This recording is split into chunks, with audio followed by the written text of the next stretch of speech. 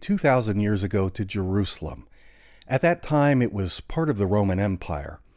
But a group of rebel Jewish factions known as the Zealots rebelled against Roman rule. They took control of Jerusalem in 66 AD. And so the armies of Rome, under the command of Titus, were dispatched to deal with the problem. Titus, who was later to become an emperor of Rome, he surrounded Jerusalem with 3 legions of highly trained Roman soldiers, and he began the process of starving out the city. But these zealots did not give up. Titus eventually sent in a Jewish man named Josephus, the man who later became the famous historian. Josephus tried to negotiate with these zealots, but they responded by shooting him with an arrow. And they started a counterattack. The Zealots launched an attack that almost resulted in Titus himself being captured. Well, later in this battle, the Romans started a fire on one of the temple walls, which spread out of control. It eventually spread down into the residential sections of the city and massacred the inhabitants. The Romans entered the city, they destroyed the temple, they slaughtered the remaining inhabitants.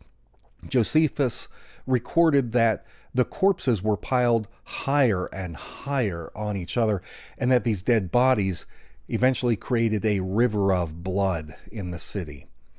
Well, ultimately, the Jewish resistance was completely annihilated, but not all of these people were killed. Some of the Jews escaped through sewers, they escaped through hidden tunnels under the ground, and they found their way to safety. We'll come back to them in a minute. Let's skip forward in time.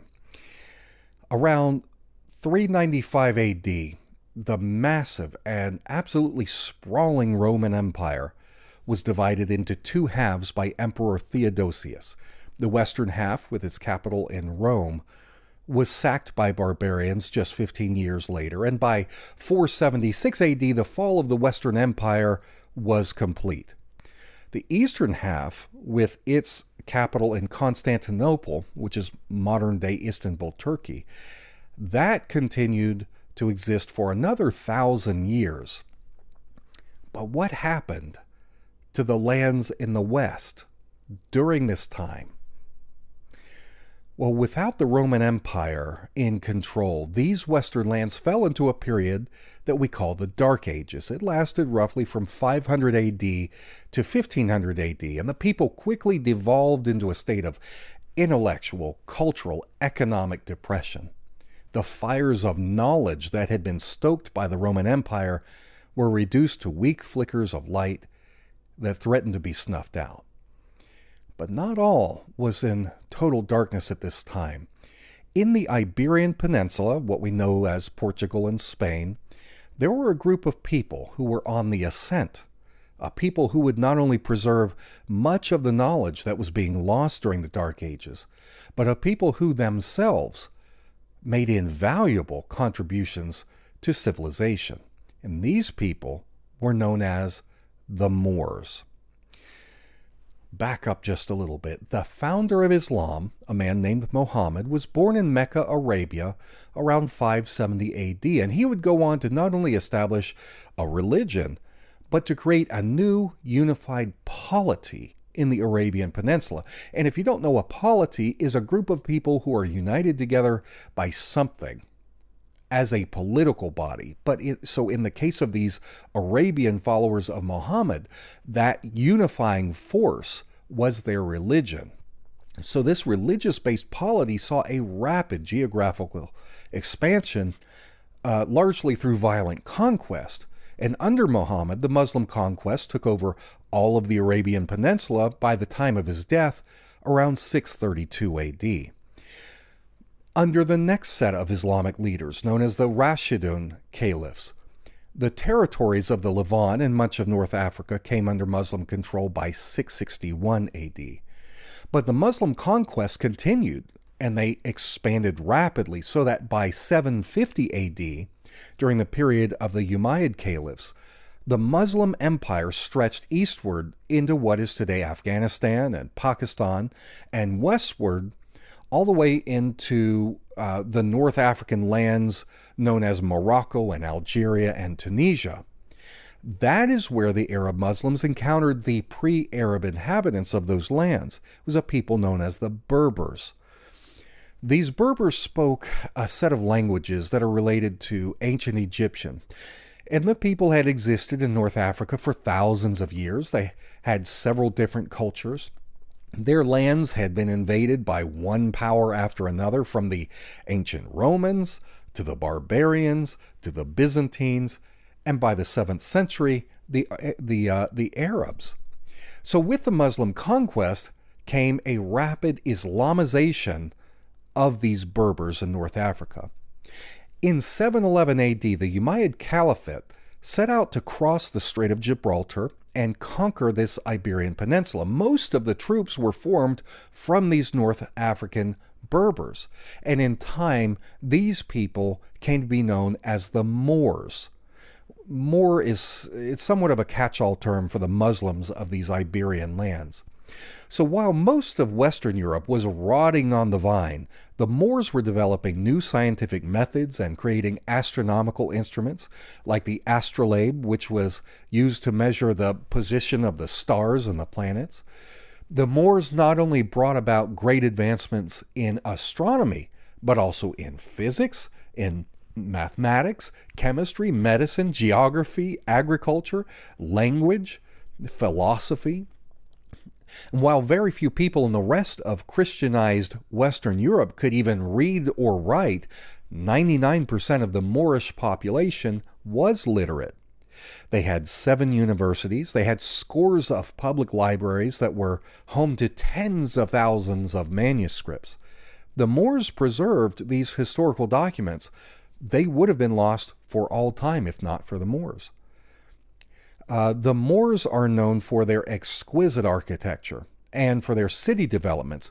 Cordoba itself was the most modern city in all of Europe at that time. It had raised sidewalks, the streets were paved, and that was hundreds of years before there were any paved streets in Paris.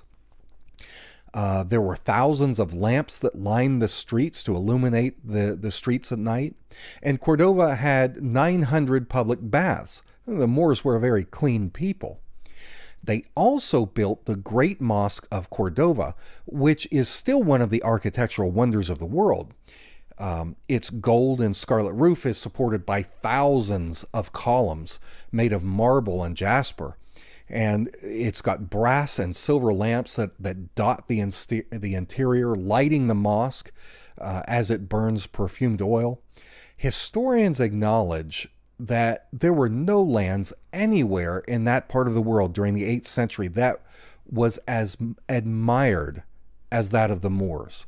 Now, what do the Moors have to do with Freemasonry?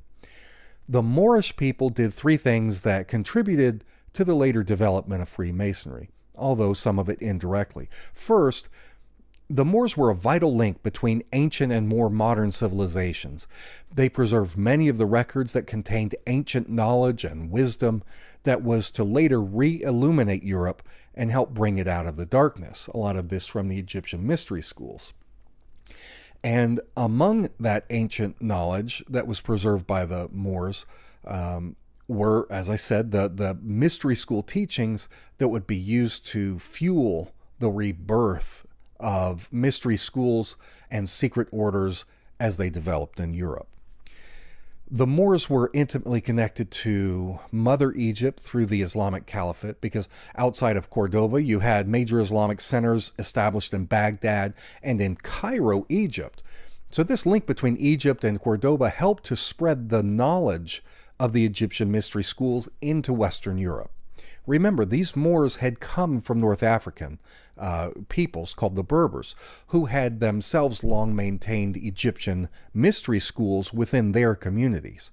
So that's the first thing. Second, the Moors were grand architects, and their skills were later taught to those European masons who went on to form craft guilds that built great cathedrals.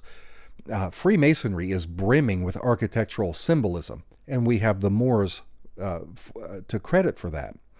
And third, from this Moorish Caliphate of Cordoba in the Iberian Peninsula, It eventually played a key role in the development of a mystical form of Islam known as Sufism.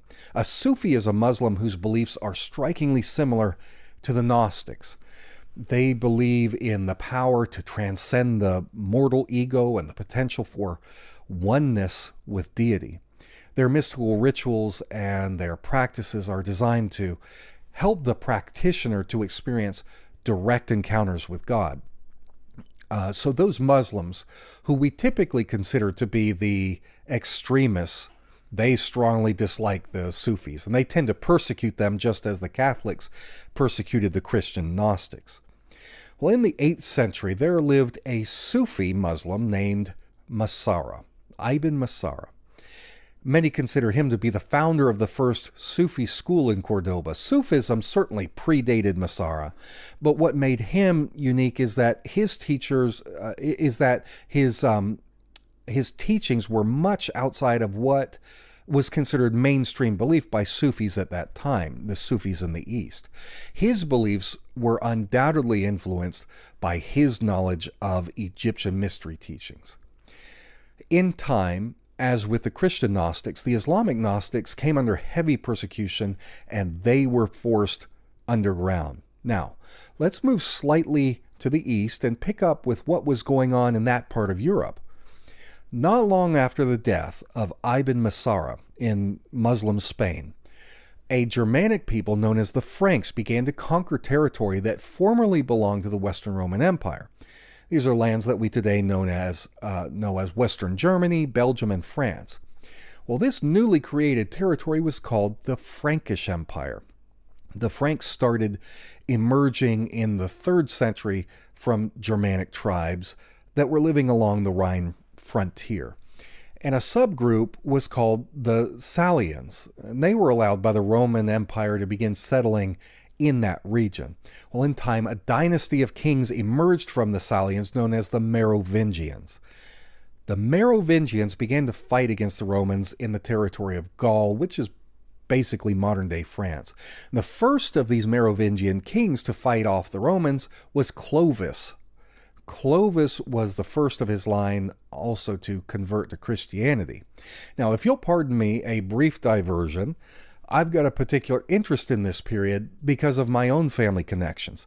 One of my favorite hobbies for the last couple of decades has been genealogy, and I've spent considerable time conducting research and assembling my own family tree. So far, I've collected names and dates and other information on several thousand of my ancestors, and I keep those records on Ancestry.com. By tracing my family line, starting with my grandmother, who was the judge, and if I go back in time from son to father, going directly back for many generations, I eventually come to my 51st grandfather, Clovis the Riparian, king of Westphalia, and also great-grandfather of Clovis I, who was, again, the first in the line of the Merovingians. And I've got dozens of kings and even some emperors from this time period in my family line. Well, following the end of the Merovingian dynasty, a new family dynasty took over called the Carolingians. The most famous of the Carolingian kings was Charlemagne.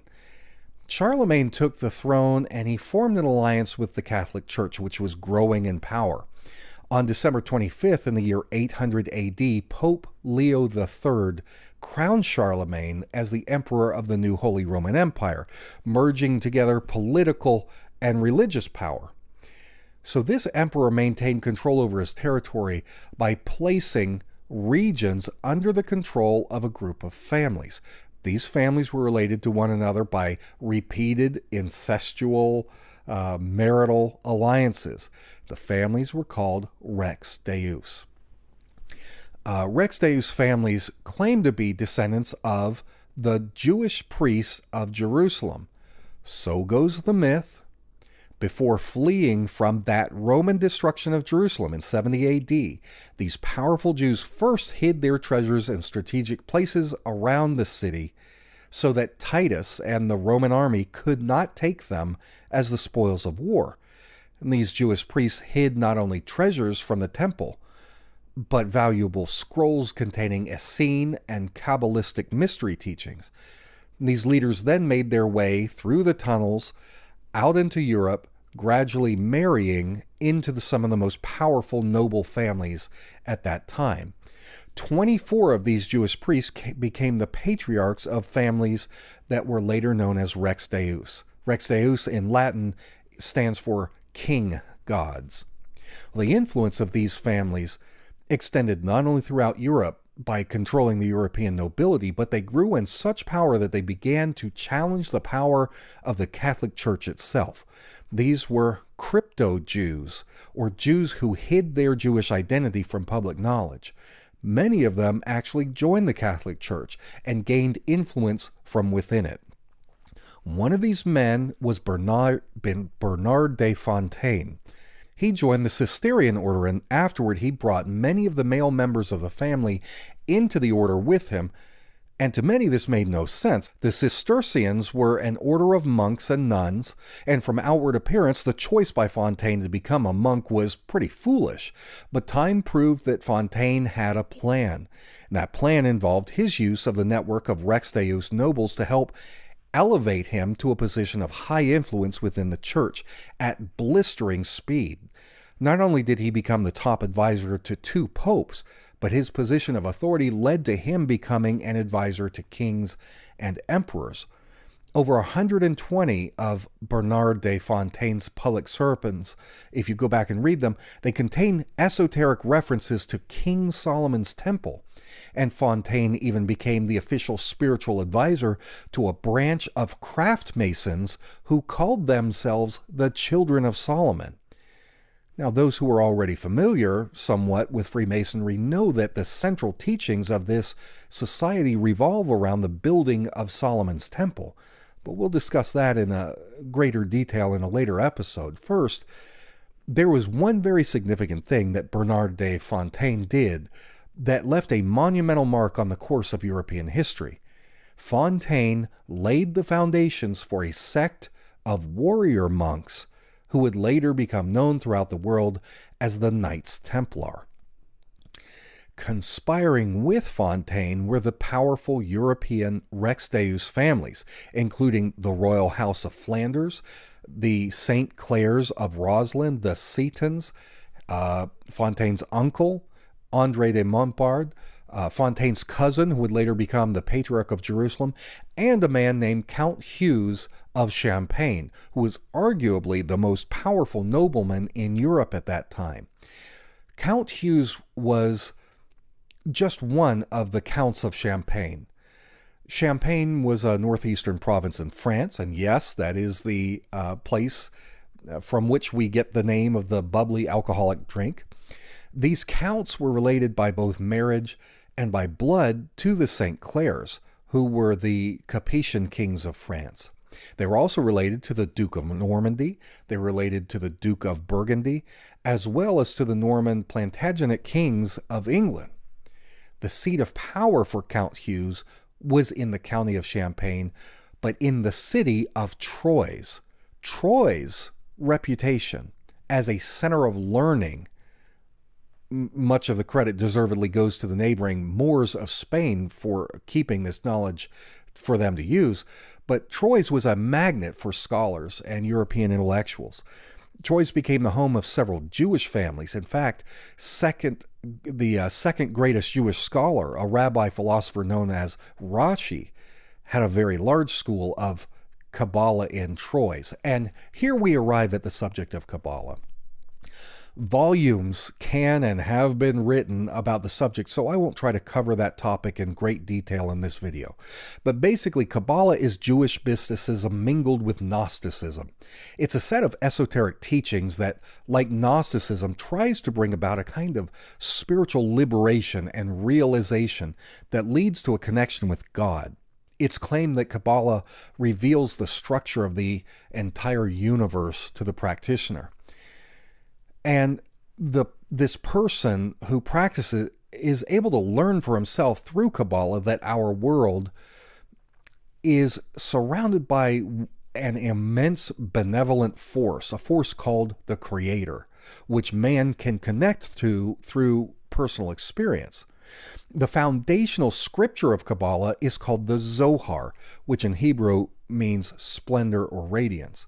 The Zohar is a group of books that teaches mythical cosmogony, mystical psychology, mysticism, and presents Gnostic interpretations of the Torah, or the 5 books of Moses. Like other Gnostic works, the Zohar talks about the structure of the universe. It talks about the nature of the soul and about man's relationship to God.